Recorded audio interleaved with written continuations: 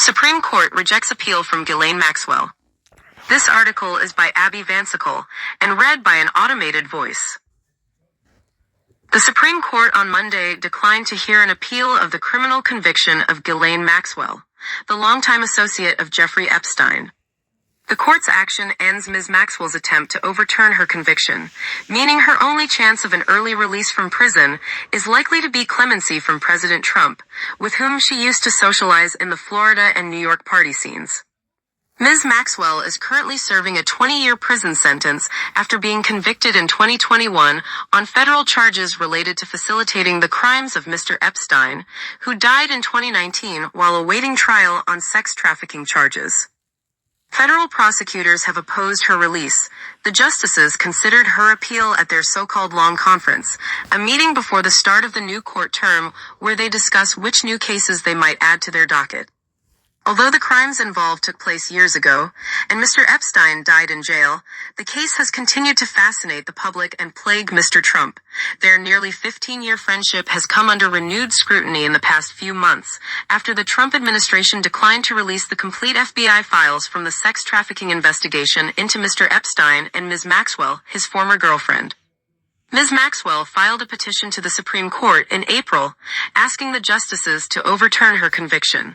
She argued that her criminal prosecution was barred by a now infamous deal between Mr. Epstein and prosecutors in Florida.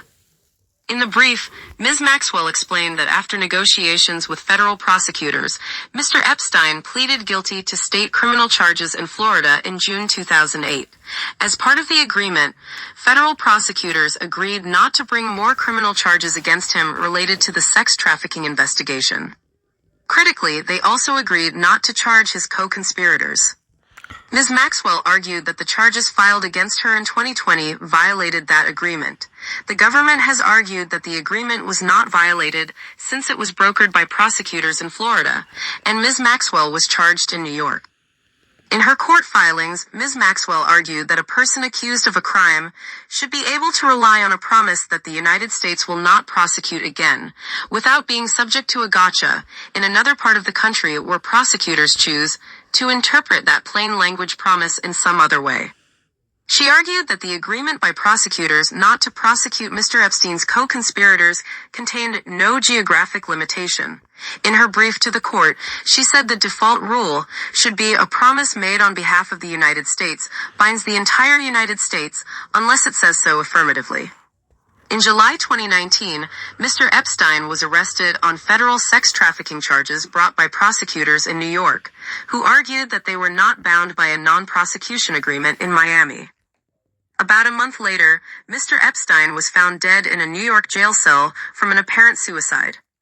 The following summer, prosecutors charged Ms. Maxwell, accusing her of helping to recruit the girls whom Mr. Epstein abused and of participating in the abuse herself. A federal trial judge found that Ms. Maxwell had benefited from Mr. Epstein's deal with prosecutors, but that she was not immune from prosecution. A jury in New York convicted her, and in June 2022, a federal judge sentenced her to 20 years in prison, saying that she played a central role in the sexual abuse scheme. Lawyers for the Trump administration urged the justices not to hear Ms. Maxwell's appeal, claiming that the non-prosecution agreement did not extend to all federal prosecutors throughout the country. In a response to Ms. Maxwell's petition, Solicitor General D. John Sauer called her claims that the agreement shielded her from prosecution incorrect, and argued that she had failed to show that it would succeed in any court of appeals. Just days after Mr. Sauer asked the justices to reject her appeal, top Justice Department officials reached out to Ms. Maxwell's lawyers to ask if they could interview her. The request was part of the administration's frantic efforts to limit the damage from an announcement by Attorney General Pam Bondi that she would not release additional internal documents related to the Justice Department investigation. Ms. Maxwell agreed to the interview. About a week after she spoke with a Justice Department official, she was moved to a minimum security prison camp in Texas from a federal prison in Florida.